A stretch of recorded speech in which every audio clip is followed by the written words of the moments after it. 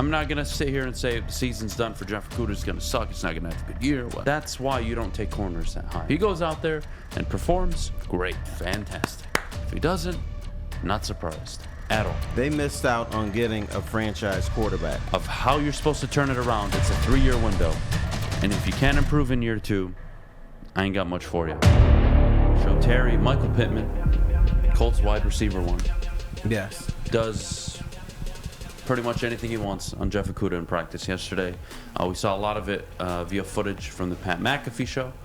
We saw obviously a lot from phone cams, from fans in the stands. He struggled. That's the whole point of joint practice. You're out there trying to get better. Jeff Okudah is a guy who has struggled for playing time because of his injury history.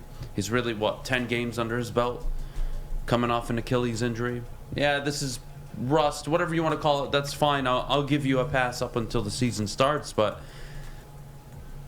I just explained to you it's the hardest position to play in football. And this isn't just about Jeff Okudah. This is about most corners. This is why you don't take them number 3 overall. You don't, because if they're not an absolute shutdown corner, which is already hard enough to do in today's NFL, it's a bust. And the closest he got to Michael Pittman all day was when he ran 20, 30, 40 yards across the field to go shove him in a fight. Disappointed. I'm not going to sit here and say the season's done for Jeff Okudah. It's going to suck. It's not going to have a good year. Well, I'm not interested in that this morning. But that's why you don't take corners that high. Derek Stingley, Sauce Gardner, the same applies to those two. If they aren't shut down corners for their teams, those are wasted picks. Amen. Now, the other, on the flip, it was a 7-on-7 drill, and a lot of times wide receivers take advantage of cornerbacks, especially if you're as talented as Michael Pittman. There's so much going on, and I'm wondering what should you take seriously, what should you not. Are the Lions going to stink based on what we saw against the Indianapolis Colts? No. But on the flip, we can't look at Hard Knocks and say the Lions are going to be great because of that. Yeah, and I don't think you should either way. Mm-hmm. But you know what? If you were to weigh one more than the other, it would have to be the joint practice. That is true. And the Colts are expected to be a playoff team this year. Yes. And they do have one of the better defenses in the NFL. And may I remind you that one of the bright spots was Jared Goff yesterday, especially in the 11-on-11 drills. I believe he went 8 of 10 in 11-on-11 drills. Struggled a little bit in 7-on-7s. They picked it up after, but offense I don't think is what we're going to be talking about. Now, he was 8 of 10, but was he throwing balls, 15 inches downfield? No, it wasn't that. It wasn't that. It wasn't on his Cade McNamara stuff. Speaking of that, I want to talk about your boy later. Yeah, we'll get to him a little later on. Look, at the end of the day, whether it's Amani Oruwariye, Jeff Okudah, Jerry Jacobs, I don't care who. They have arguably the most difficult job in the NFL outside of playing quarterback.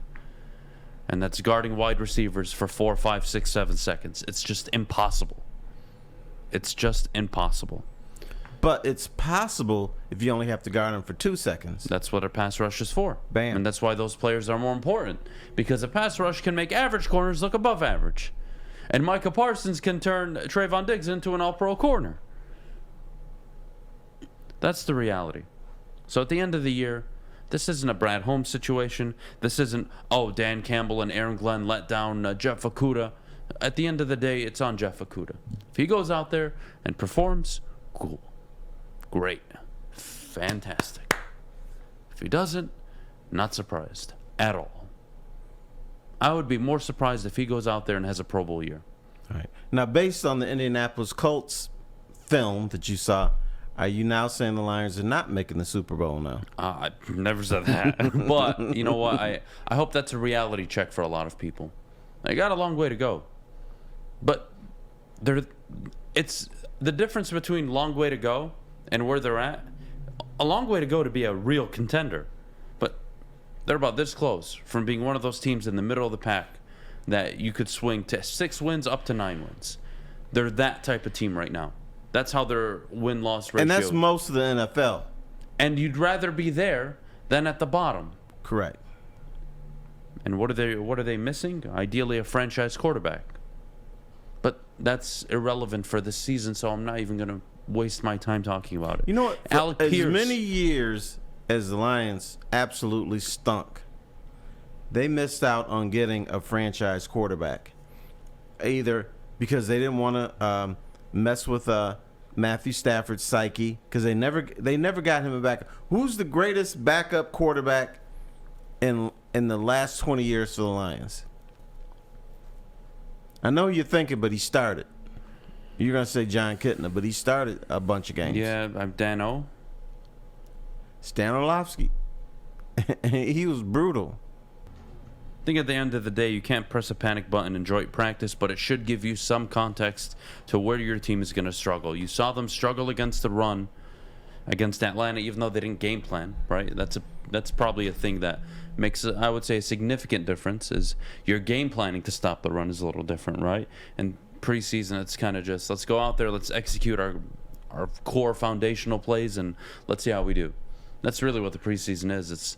It is. But should we slow our roll on the Lions this year? Definition of slow the roll. I mean, I'm sitting here saying Slow they're going to win 7 well, games. you know, if things play out right, they could win 9 or 10 games. No, I think that's ridiculous. I think 7 wins is the target this year. I think it shows improvement. I think it means Jared Goff had a good season. I believe it means you had some rising players. We'll look at Aiden Hutchinson, Amon-Ra St. Brown, Jameson Williams. We'll see how they all play. We'll see how your secondary players develop. But 9-10 wins, that's a tough sell for me. I couldn't commit to that. Not at all. Well, you sort of do. What if everything goes right? What do you think the Lions are capable of doing this year? I don't know, because I don't know how good their head coach is.